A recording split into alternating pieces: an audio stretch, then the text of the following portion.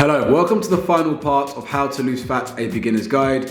So to recap, we've been through the basics, we've been through emotional eating, and in this video, we're going to focus on mental health. Now, mental health is a hot topic at the moment, for good reason. When someone is struggling with their mental health, it impacts every area of their lives. And this is no different when it comes to fat loss. Although you might see someone who is overweight or underweight, you have no idea where they are mentally and the impact it's having on their journey. In this video, I'm going to focus on depression, anxiety, and stress, as these are common conditions that tend to impact people's fat loss journey. These conditions can affect people in different ways and to different degrees.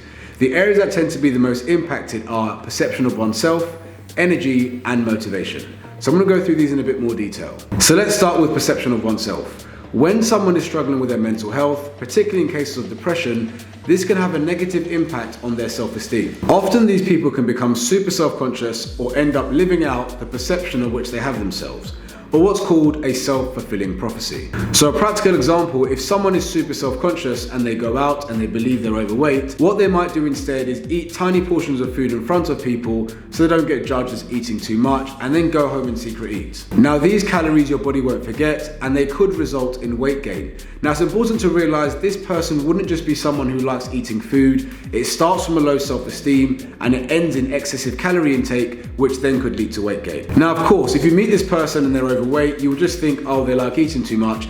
But if they're struggling with depression, for example, and they've got a low self-esteem, this is what leads to the secret eating and the excessive calorie intake, which then leads to weight gain. Now, another way perception of oneself can impact someone's fat loss journey is when someone doesn't think they're good enough or worthy enough of an improved physique or bettering their health.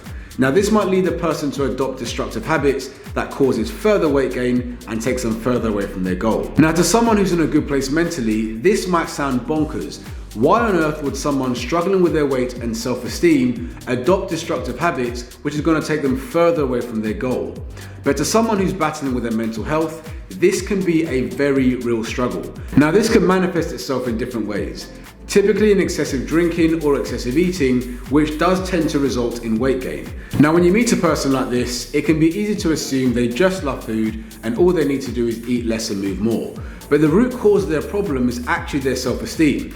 They see themselves as overweight, so continue to do things that keep them overweight, as they don't feel they're worthy enough of looking any different. So to deal with a weight problem, this person would need to address their self-esteem issue, otherwise they'll continue to struggle on their fat loss journey. So the second element is energy. Now, when someone is depressed or stressed or going through anxiety, the energy and the desire to do anything kind of dies. You've got other things on your plate, other things that are taking over your mind. It's very difficult to find the energy to train or the energy to prep your meals or the desire to eat well. The lack of self-care and neglect can typically result in weight gain. Once again, if this person does not address the mental health issues, you will find they will struggle to eat less and move more. And the final element is someone's motivation. Now, yes, there's an element of motivation linked to energy, someone being motivated to do something, but I'm speaking about more the purpose or the why behind doing something. If someone is wrongly motivated, let's say they only started their fat loss journey because someone called them fat or overweight, this person may struggle with consistency later down the line because the only reason they started was because of a negative experience. If you want to hit your fat loss goals and remain consistent, it's important that the motivation starts with you and doesn't come from an external source, and that you are losing fat for reasons greater than how you look. The ultimate goal of anyone's fat loss journey should be to lose the fat, but actually keep it off. If your goal is just based on how you look, when you get there, what next? People typically stop doing all the good things that got them to their goal, and that's when people tend to relapse. So mental health is a very real thing and can impact your fat loss journey in a huge way. If you are struggling on your fat loss journey and all you are focusing on is eating less, moving more, but you can't seem to implement that principle, there may be some of these issues at the background that are making it more difficult for you to stick at these things. So, what's the takeaway from this fat loss series? Is losing fat about eating less and moving more? Well, yes, of course, that's the scientific part.